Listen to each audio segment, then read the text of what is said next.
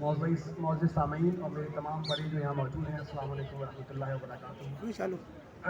At large क्योंकि मैं जो देख रहा हूँ मेरे यहाँ छोटे भाई ज़्यादा तादाद में मौजूद हैं, उसके अलावा मेरे बड़े और ऐसे बड़े खासकर प्रोफेसर बसीर साहब यहाँ मौजूद हैं कि अगर मैं ये कहूँ इस सियासी शजरे में मेरे ग्रैंड फादर की हैसियत रखते हैं। ज़मींदारा साहब हमारे पॉलिटिकल मेंटोर थे, वो अपना पॉलिटिकल मेंटोर जैसे बसीर साहब को मानते थे।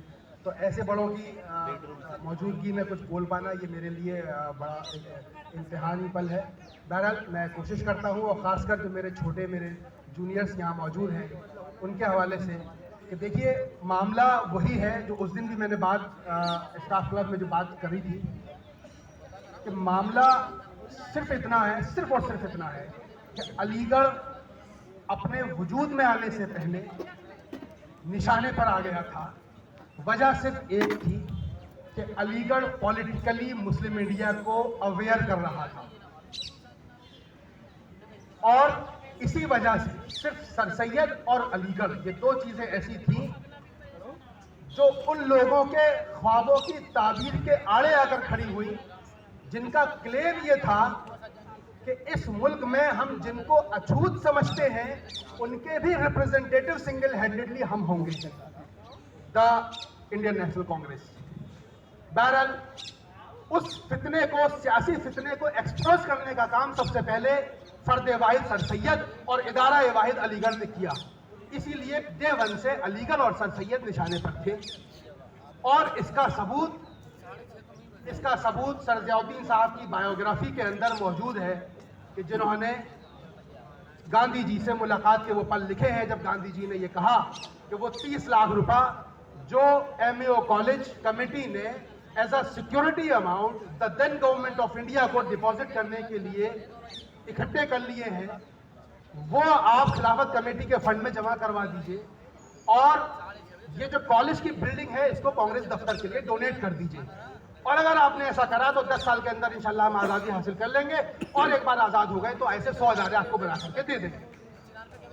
तो बात बहुत सीधी थी कि एक हमारा इदारा उसको सियासत का अखाड़ा बनाया जा रहा था। बहरहाल चीजें नहीं हो पाई। All living beings are planner but Allah is the best planner.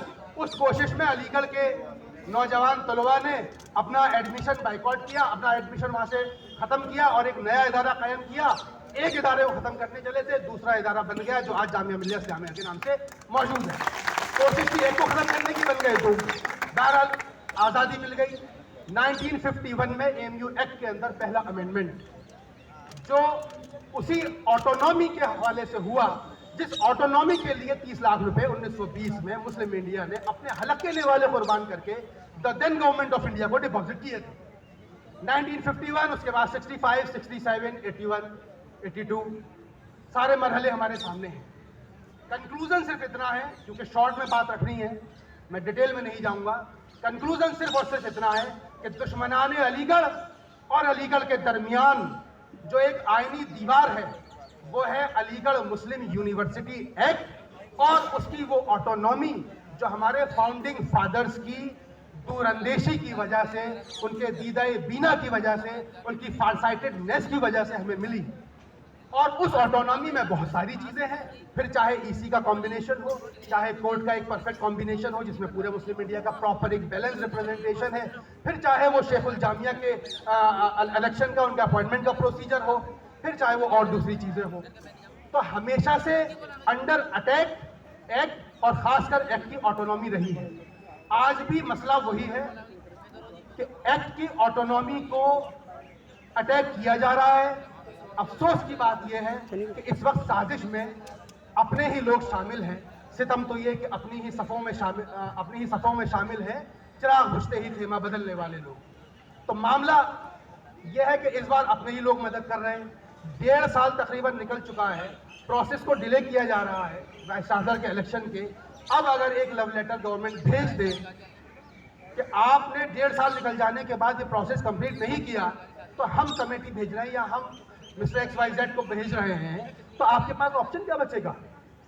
आपके पास ऑप्शन सिर्फ एक बचेगा, कोर्ट। और कोर्ट में आप जाएंगे और एक्ट और एक्ट की ऑटोनॉमी का हवाला लेकर, जिसको आप पहले ही वॉयलेट कर चुके हैं। मैं इंतहाई माजरत के साथ, मेरे बड़े यहाँ मौजूद हैं, علی گڑھ مسلم یونیورسٹی میں جس دن آزم بھائی تھوڑا سا ٹائم چاہیے گا, چیزوں کنفیوز کرنے کی شارٹ میں, اس دن بات ادھوری رہ گئی تھی اور اس کا ہم نے خامیازہ بھگتا. جی مطلب جس دن علی گڑھ مسلم یونیورسٹی میں نیٹ کو وداؤٹ اینی ہرڈل ایکسپٹ کیا گیا, میں انتہائی معذرت کے ساتھ یہ بات کہہ رہا ہوں, میرے بڑے یہاں موجود ہیں, کسی نے اس پر آبجیکشن ریز نہیں کیا. اس وقت کا وائس چانسلر, کیونکہ وہ یہ چاہتا تھا کہ حکومت سے اس کو پرسنل انٹرسٹ تھے, وہ وی پی او یا پی کی کرسی چاہتا تھا, اس لیے اس نے بنا ریجیکٹ کیے ہوئے, بنا کوئی اف اینڈ بٹ کیے ہوئے نیٹ کو ایکسپٹ کیا. وہ اٹیک تھا ہماری آٹونومی کے اوپر, اور صرف میری پریس کانفرنس تھی اور میں نے یہ کہا تھا کہ یہ سلسلہ نیٹ سے شروع ہو رہا ہے, یہ سلسلہ یونیورسٹی کی ڈفرینٹ کورسز تک جائے گا. رپورٹ کارڈ آج آپ کے ہاتھ میں. یہ ہماری آٹونومی کا معاملہ تھا. جس دن نیٹ کا معاملہ آیا تھا ہمیں اپنی آٹونومی کو ڈیفینڈ کرنا چاہیے تھا. بہرحال دیر آئے درست آئے, آج پھر وہی معاملہ نیٹ وہ آٹونومی کا ہے. پھر ہم اسی معاملے کے لیے اکٹھے ہوئے. جو لوگ یہاں پر موجود ہیں انہوں نے اپنی زندہ دلی کا ثبوت دیا, میں انہیں سلام پیش کرتا ہوں. اور میں اپنے چھوٹوں کو یہ بات یہاں آنے سے پہلے صبح جب ہم بریفنگ کر رہے تھے تو میں یہ بتا چکا ہوں کہ یہ نہ تو آغاز ہے اور نہ ہی یہ اینڈ ہے.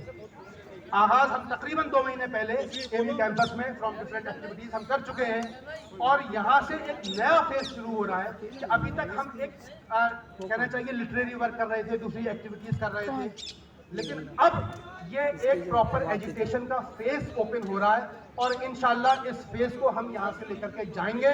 اور 17 اکتوبر کو انشاءاللہ اسٹوڈنٹس کا یونانیمس فیصلہ ہے جی بی ایم کا کہ 17 اکتوبر کو اس ہینڈ پک انلیگل ایڈمنسٹریشن کا جو پروگرام ہے اس کو بائیکاٹ کیا جائے گا, اور 17 تاریخ کو باب سید پر جوائنٹلی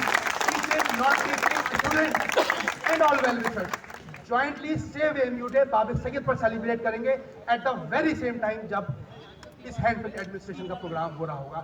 صرف ایک چیز کا ٹائم جو ہے ڈیفر کرے گا, اور وہ ہے فاتحہ کا. یہ صبح میں کیونکہ وہ ہوتی ہے, وہ ٹریڈیشن ہے, تو انشاءاللہ ہم لوگ فاتحہ دوپہر میں شام میں کریں گے.